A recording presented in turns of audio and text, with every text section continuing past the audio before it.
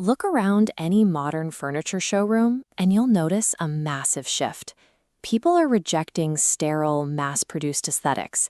They want pieces with texture and a story, something that clearly shows the touch of human hands. By definition, traditional craftsmanship produces unpredictable variants. No two hand-woven baskets are exactly identical. No two carved wooden legs share the exact same dimensions. That physical variance creates an immediate conflict with the global supply chain. Wholesale buyers require mathematical precision. Shipments of 500 chairs must stack perfectly, fit into identical cardboard packaging, and survive the brutal drop tests of the modern e-commerce gauntlet. This is the central friction of international furniture manufacturing, forcing living, highly variable materials to survive the rigid tolerances of global logistics. Take traditional Vietnamese lacquerware. To get that deep, lustrous finish, artisans apply between 10 and 15 distinct layers. Each layer of raw resin is applied, allowed to cure, and then wet sanded completely by hand. Natural lacquer is governed by a specific chemical requirement. To cure properly, the resin requires exceptionally high ambient humidity. If production hits the local dry season, curing times can instantly double.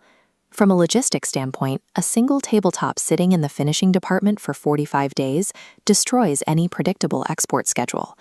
Sourcing teams have to step in.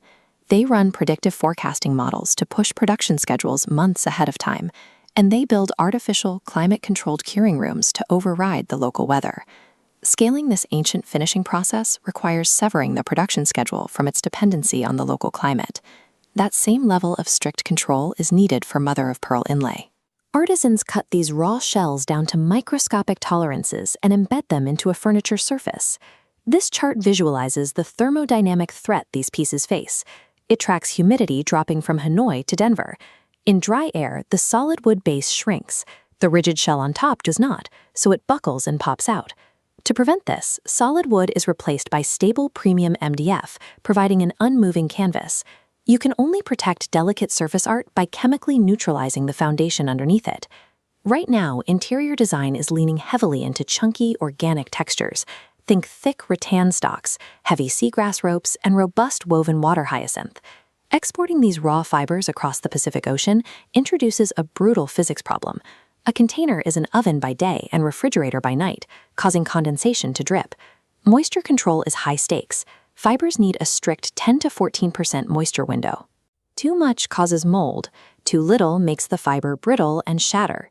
Getting the moisture exactly right requires industrial protocols.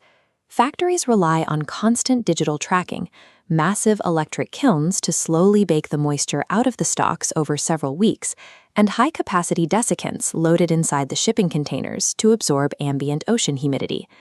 Even when the moisture is perfect, these organic shapes still must fit into identical cardboard boxes. Production teams steam bend the thick fibers and clamp them tightly around precision-welded steel jigs, forcing the material to dry around a uniform skeleton. Those beautiful, chaotic, natural textures only survive the trans-Pacific journey when they are stabilized by strict thermodynamics and rigid underlying geometry. Successfully scaling artisanal materials involves building a highly controlled, engineered framework around human hands. Implementing these standard operating procedures requires a physical presence on the factory floors and in the weeding villages. It relies on building deep relationships, respecting the local calendar, and diagnosing problems in real time. True aesthetic authenticity at a global scale is only made possible through the rigid application of modern engineering. If you found this breakdown helpful, make sure to subscribe to the Mondoro YouTube channel for more insights into global sourcing and design. And if you are looking to create, develop, and manufacture excellent home decor and furniture products of your own, reach out to the Mondoro team using the contact links in the description below.